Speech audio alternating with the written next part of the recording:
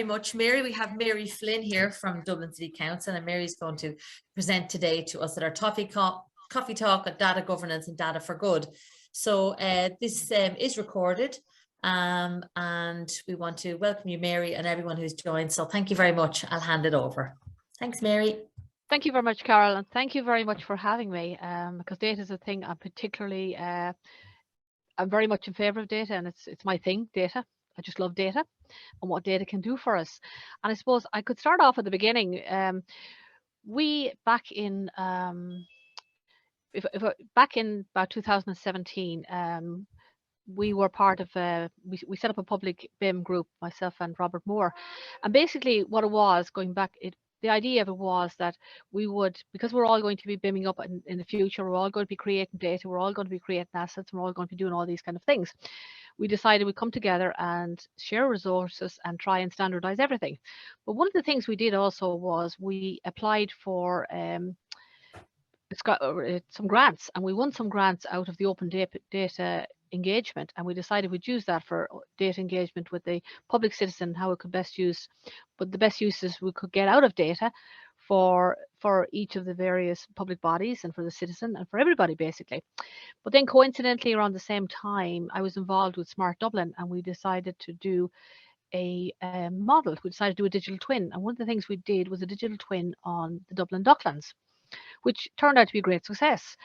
And we did, at the end of it, we decided, okay, why not use the money we have for public BIM together with what we can get with Smart Dublin, and let's combine resources, let's collaborate. And then we decided upon a hackathon. We decided we'd have a hackathon. They had the digital twin. We got some money, as I said, but we also, it kind of got out of proportion in many ways. We made it bigger and better, and we involved huge amounts of people. And one of the things we found was that we could get data from people like the RIATs, for example. Hibernia RIAT gave us data, and a lot of contractors did. But then we discovered when we've got all this data, we were going to have it was a weekend hackathon, which was a great success. We got fantastic deliverables out of it. You wouldn't believe the stuff that came out of it, but it became really, it was such an exciting thing with good prizes, good fun, and it was held, down in Windmill. But one of the things that came out of it was we found that, with all the academia, with all the various well, not just colleges, but we had all the various professional bodies.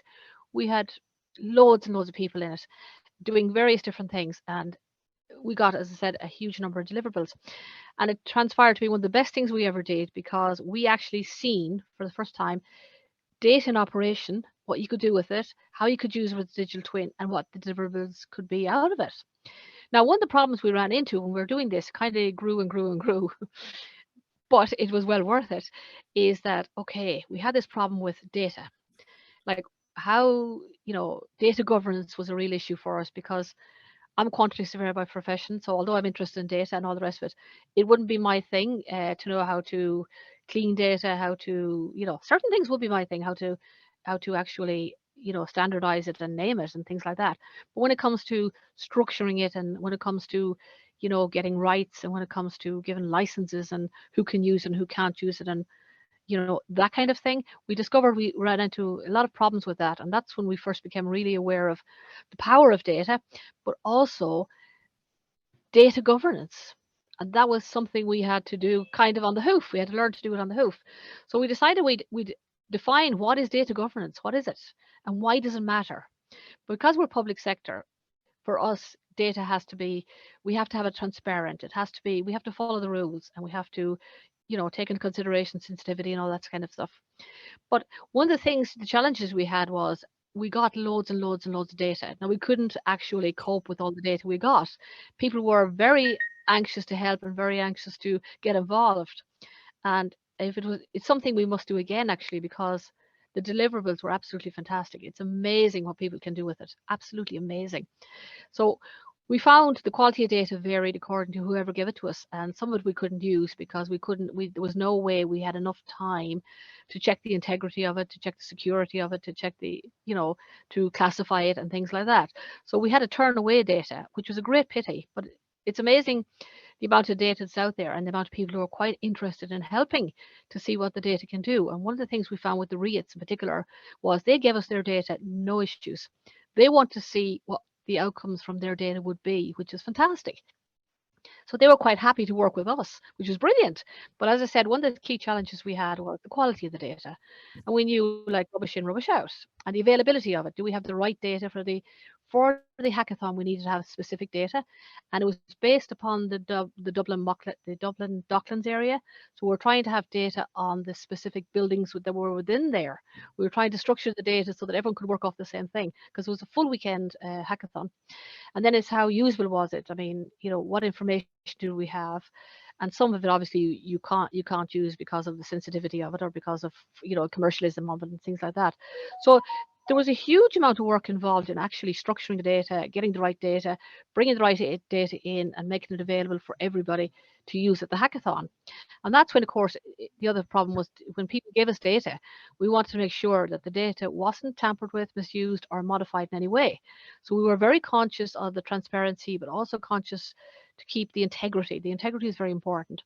And once again, the other thing was security. Like, there was intellectual property rights attached to us, and as you can well imagine. And while you would have REITs, and a lot of people would be quite keen to give us data, they would be giving us data for the public good as opposed to data that could be used by somebody for commercialism, if you understand what I'm saying. Commercialism for the public good by the public sector is one thing, but then by private individuals is another thing. So again, we had the data accountability and the data, we had a lot of work to do on that. So that's where we first became involved with data governance, and why did it matter and how did it matter. And we hadn't realized we'd taken on at the time a mammoth task. But luckily there was enough of us in it to do a lot, and we did actually produce enough data to get a lot of information. So Carol, if you could go on to the next slide, please. Okay. Thank you. Now, one of the problems we had with data was, and I go back to BIM because it's all to do with building information modeling, and it's to do with digital twins in very many ways, is you had a number of people who, for example, the FDIs and the REITs and all those, they would have BIM models. But you would also have a number of organizations who wouldn't have data, models, and the problem was there was no standardization. There was no, it was very hard to join up the dots. We found that. But we found we could join up enough dots to do what we needed to do. But that again was a problem. We realized that when there was a government mandate, it meant that we'd all be working off the same hymn sheet. We'd all be doing the same thing. We'd have standardization. We'd have taken care of structuring data. We'd have taken care of a lot of the issues that we had. And then there was also the problem again, of course, the usual thing we're into is legal and contractual issues. Yeah, can you share models? They're like professional bodies. What do they want to share? So it's amazing the amount of stuff you run into and you don't even realize it. And then again, we had problems with the collaboration, with other organizations. That was the problem. That was a problem we had as well. And then the other one is one of the things we found that a lot of people didn't want to share data or weren't in favor of sharing data. So they were very conscious of not sharing data. And then, of course, the other problems we had was the rise of cyber attacks and security issues, and we had legacy issues, which meant that some of the data there was inoperability issues, and that was a big problem. It didn't transfer from, say, CapEx to OpEx, or there's a lot of data transfer, or a lot of integrity. And of course, the other problem we ran into was at that time, now bear in mind, this is back in 2018, 2019, we didn't have the necessary skills that we needed to do what we needed to do. So if you could move on again, Carol, please. Mm-hmm. Thank you. So we realized that one of the great things about using data for public good was there was a lot we could do with it. We could address the climate changes. We could address global poverty.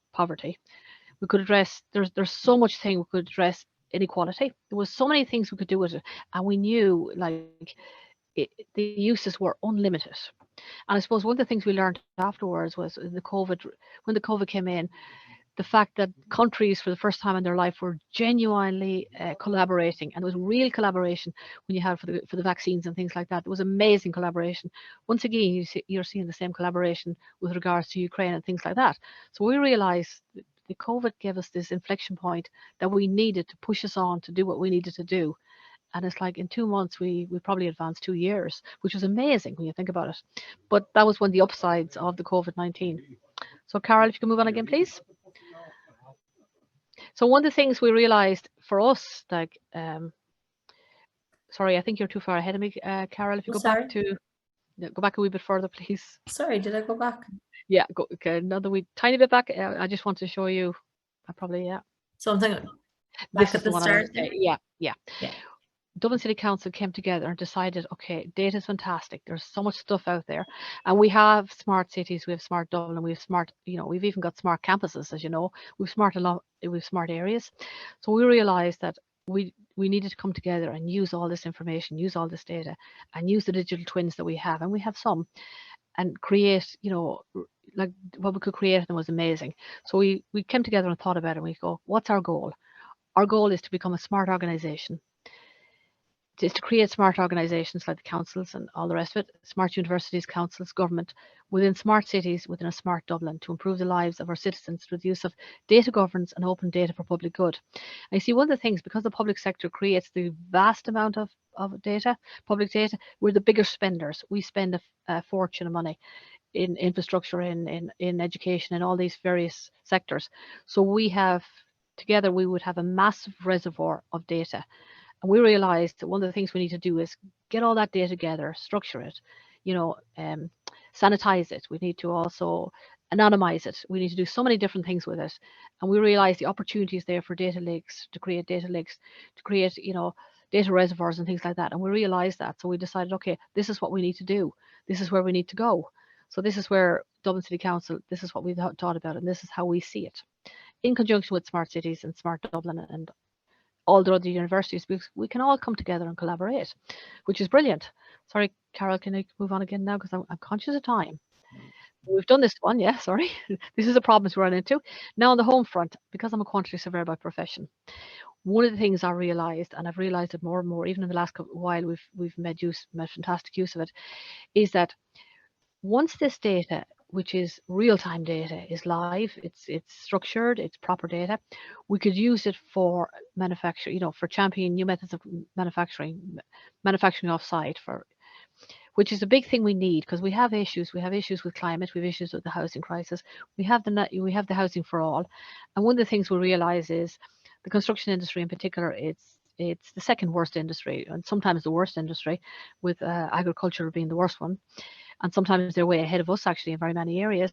And the whole idea is we do need to actually industrialize construction. I mean, if you think about it, most people own cars, but yet if you think about it, there are still only a limited amount of car manufacturers who produce a limited amount of types. Okay, they add and deduct depending on whether you want to go for a more expensive one. But they're very rarely you get bespoke, unless you're very wealthy, bespoke cars. So we realize there's no reason why we can't do that for manufacturing off-site. And it'll speed it up, it'll give us better quality. The reasons for doing it are just this huge number of reasons for it. But it also helps with climate action, and that's a really, really big thing for us.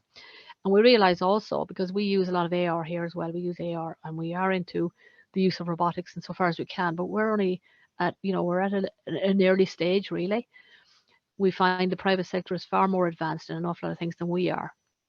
And particularly for quantity surveyors, we probably, because by our very nature, we're not designers, so we don't have a model view definition. Sorry, for quantity surveyors, we don't have a model view definition for quantity surveyors, which is a pity, really. But one of the problems we have is, we need to create a model view definition. We need to update. We need to start acting like the designers do, but we're much lesser people. There are a lot less quantity surveyors. But again, we recognize that we need to start using data. We need to start getting different value streams out of it. We need to start using it for so many other things. So we recognize the automation. We recognize, even here in Smart Dublin, they use a lot of IoTs and disruptive and emerging technologies, and they're getting tremendous benefits on them. They use it on digital twins, and that's where we need to be going. And we know that as well. So Carol, could you move on again, please? Thank you.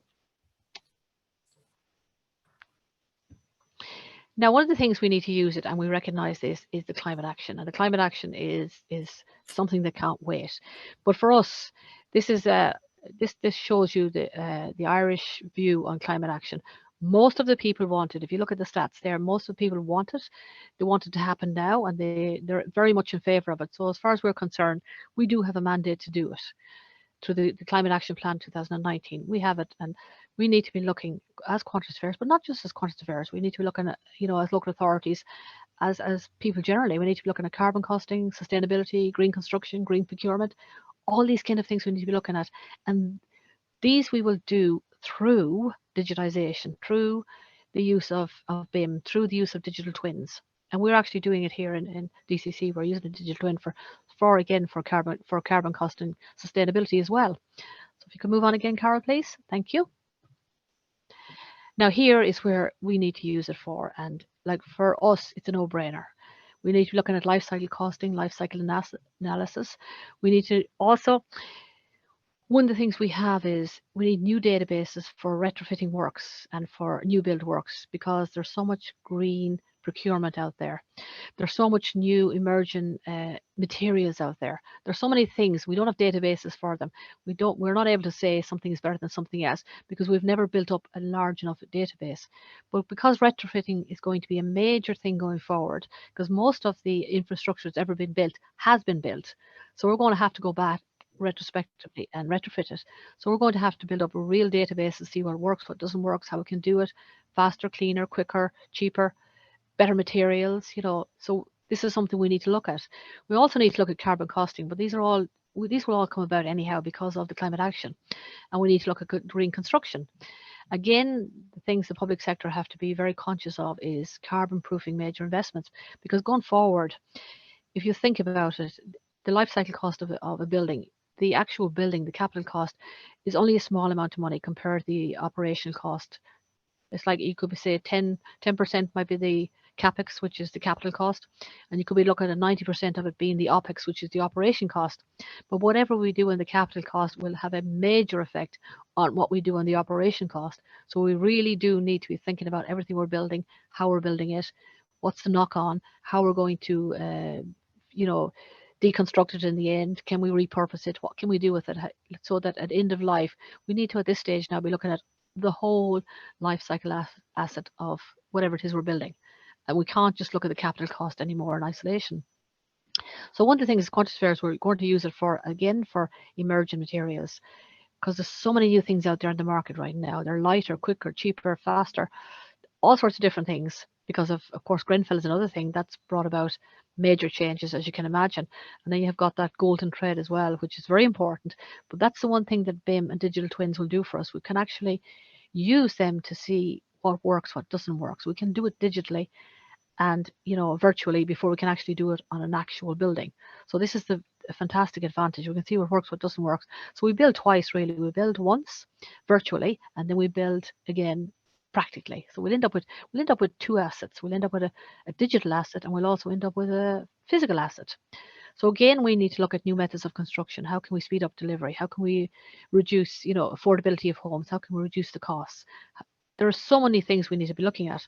And this is just purely from a quantity surveying perspective, but it also applies, of course, to architects and to all the other design team, because we're all in this together. So we all need to be looking at these materials. We all need to see what's the best we can do with the money we have, because money is limited. But the other thing we recognize is we have an issue with, we don't have enough skilled people and won't have enough skilled people. But the use of digitization and twins means that we can do a lot more with a lot less people, and we can add a lot more value than we could previously. So there's huge added value now. For example, I don't need to count up doors or anything like that. Now I can look at optioneering. I can look at what works, and I can look at optioneering very early on in the design cycle and see what's best, what works and what doesn't. Something we couldn't have done traditionally, because by the time we get the drawings off the architects and everything else, it's almost a done deal. The quantity surveyors are kind of last in the line. So at that stage, it's almost too late to go back changing because it costs too much money. But the use of digitization and the use of BIM models allow us to do that much, much earlier, much, much quicker, and in real time. We can actually make really good decisions. So if you could move on again, Carol, please. And this is where I finish. This is where I always like this slide, but I also say this is the future. This is our guys. We need these guys in it. This is where we're going. AI, robots, everything. This is where we're going. So that's really it. Thank you, Mary. So if you have any questions. Thank you very much. That was really, really good, Mary. Thanks so much. I'll open the floor now for questions. Martin, you have your hand up there. Please go ahead. That was meant to be a clap. Well, you have the opportunity for a question now also. Very good. An opportunity. Mary and myself were chatting actually before we started, and I was telling about a couple of years back I was involved with a couple of Horizon Green Deal proposals, and it was to do with trying to address climate risk, and one of them was on smart farming and how do you kind of bring about change on the ground with farmers in the real world, let's say, rather than kind of doing something too theoretical. And the digital twin of a smart farm was one of the kind of things that we took on board. But our idea was that we create this smart farm digital twin, have it online, and allow farmers across the globe to access this digital twin of what we've optimized as a kind of smart farm, carbon neutral farm. So I think Mary's, dead right in the sense what she says about, the promise and the benefits of digital twinning. I know that UCD have their own campus digital twin as well, and I think UL is also looking to do that with a campus. So digital twin, as a kind of idea, offer this amazingly fantastic, engaging kind of digital world to replicate our real world or to model a possible world. But unless we can get stakeholders actually involved and to participate and to help us co-design how a digital twin can be used to support greater, more informed decision-making, then it just becomes, then we lose the value of it. And I think, that's very important. I like what Mary kind of proposes in the sense that DCC are looking to, inform the digital twin in terms of climate risk mitigation, in terms of greater data governance. So I'll be watch with interest, Mary, and I hope to, have a look at what you do soon. Oh, please God, yes. But it'll take a bit of time though. But we're working on it. And I think the way forward is digital twins at the end of the day. And I think it gets rid of our skills shortages, our productivity issues. There's so many things that it sorts out, really, and we'll end up with the best value and added value. And that it's just worth it for that alone, if nothing else. But again, it's all down to data. I mean, data's the new oil, and it's all down to data. And if we don't get the data right, and we don't get the data governance right, and we don't get the information, we're only as good as the information we've got at the end of the day. And how good the information is, how structured it is, how good it is as good as we are. So we really do need to have the input being the best we can possibly get. I believe. And that's why data governance is so important. And that's why when we started off, we had no idea very early on what we're putting ourselves in for. Now we were successful. And as I said, again, I think the hackathon is a brilliant idea. It was a fantastic idea. Like we got out of that, we got how e-planning would work. We got out of it, we got a number of things out of it. One of the things was also, it's like one of the things we got for first responders. And because we used the information, we could, if there was a fire or whatever there was, we could tell where was the nearest hydrant, where was the nearest wet riser. We actually had the information. So the fire brigades could go straight to the nearest one, particularly for when you have blocks, and the blocks are kind of, if it's in at the back of the block, it's very hard to put the fire out. So you get the nearest one, with a block, which is the nearest one. So we could tell where the alarm panels were. We could tell all that information, and they used all that information. But one of the other things they used it also was for climate action and for clustering areas together, and where was the most energy used and things like that. So there was a huge amount of outcomes out of it, which was amazing. I think we were all just amazed, to be honest, but it's well worth doing it again. If you get the same amount of outcomes you generate, and people start doing all sorts of different things, and actually some businesses grew out of it as well, which was fantastic. So it's the start of businesses as well. So again, it's down to data, and it's down to data governance. It's down to having the best possible data to use. And also collaboration. You're absolutely right, Martin. Without collaboration, it's very hard, Absolutely. I think we have another question there, Mary, from Alpra. If you want to go ahead, please. Sorry, you're just on mute, Alpra. Sorry, thanks very much. Apologies, Mary, if you already covered this at the very beginning. I was doing my Zoom updates and everything to try and get into the meeting. When you say, obviously, the data governance is really important, is there a particular kind of approach or framework or thing that you use in terms of data governance? Or is there like, is that like a function or a particular person taking care in different areas with this? Well, there would be different departments within Dublin City Council who would do that. One of them would be Smart Dublin, because they have a lot of data, and you also have smart cities, so they'd have a lot of data as well. So they would have, I mean, they're the guys who helped us with, for example, when we trying to decide how to share it and the best way to share it and do it legally, properly, correctly.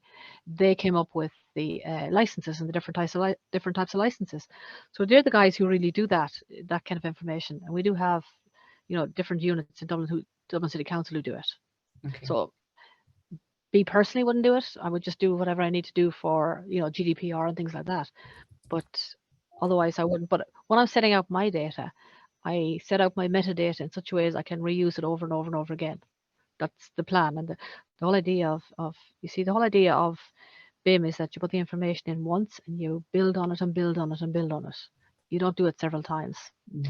And again, it's to do with the assets. So that's how I work it. I you know, again, I'm trying to use metadata. How many uses can we get out of it? How can we use it? How can we keep it updated and things like that? But that's from a QS perspective, really. Okay. All right. I don't know if that answers your question or not. No, that's good. Thank you very much.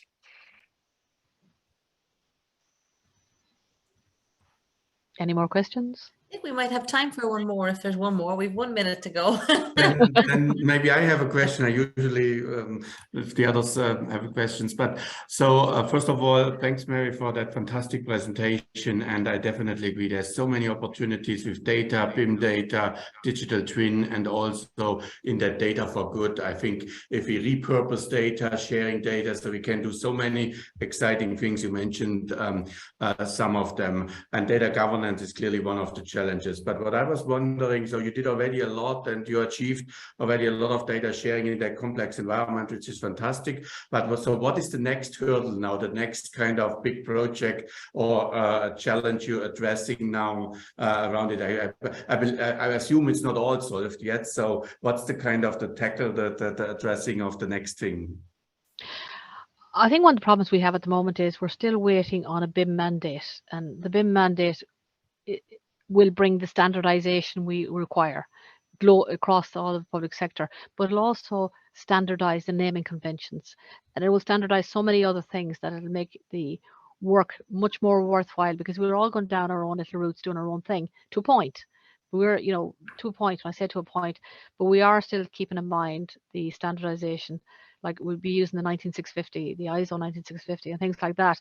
So I suppose at the moment we're just what's the word, we're work in progress. I think is probably the best word I could find. We're a work in progress at the moment, and I don't think until we have the mandate, until we have all the capital frameworks management in place and the sort out the IP, who owns what, when, where, and how best to share it, and where's the reservoir is going to be, the repositories for the public data, for public BIM, where is that going to lie? Who's going to look after that? Who's going to upkeep it? There's a lot of questions. Like there's a huge amount of questions, and I think we are getting there. But as we get further into it, we'll find we have more questions. Like, where will the reservoir or the repository be for all the public data? How will that be shared? How will it be monetized? There's a lot of questions. And again, I'm not a data analytics person, so I'm probably the wrong person to answer that question. Yeah. But I think also with the collaboration approach and basically bringing the different expertise areas, the different perspectives together, what we do with Empower the Data Governance Program, I think this is a way to basically shape and address some of these questions, because there's quite a lot still to solve on data governance.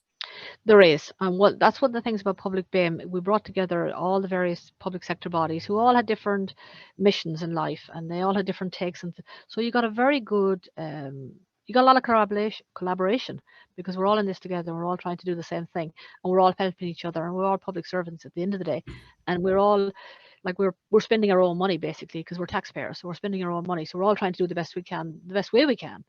So yes, I would agree with that. Collaboration. The key is really collaboration. It's having good data and collaboration. But I think going forward, you're going to see that, because if you think about it, like, you know, the COVID brought collaboration to EU and to governments and countries like never before. Well, not that I remember anyway. And again, it's the same thing with, you know, Ukraine. It's bringing together people to help each other and things like that. It's amazing the amount of collaboration there is now, and I think there's a recognition that we need. Together we're stronger. Together we're better, and we need to do these things. And I think that's the great thing. I think we're now getting into that mindset that we recognize we need to help each other, and data will do that.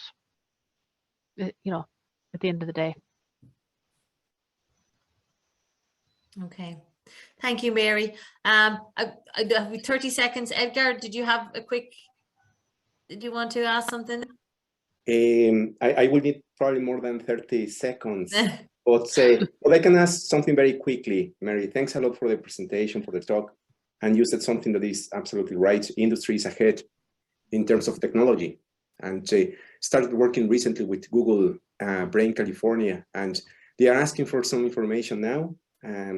So the question is, how can we trust an organization to give them data? So in your experience, what are the things that you will be looking for so that we can start sharing some information with them?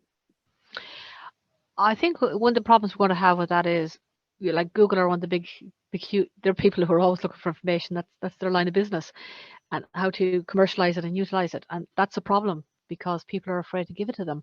So you really do need to have a very good understanding or agreement between what is it being used, how is it being used, where is it being used, and when is it being used, because otherwise it's difficult to share information with them, because people are afraid. You know, it's in America. It's not even in the data centers aren't even in Ireland or Europe, and I think that's a problem. I think it will take a while for us to get over that, data breaches and data things like that. I think that's something that won't happen that easily, because again, they're in the business of data. That's their line of business. And while we want them to help us to help them, we also want to have, you know, whatever they do, it'll be for the public good, as opposed to pure commercialism, if you know what I'm saying. It's not easy to get around. It's just having an understanding and having an agreement with them, and having some sort of, I suppose, method of policing the agreement to make sure they do what they're supposed to be doing. I think that's the only way you can, you know, if you're going to give information. And people are afraid to give information. Thanks a lot, Mary. Thank you, Mary. That's brilliant. And thank you all for your comments and questions. And Mary, thank you again for today.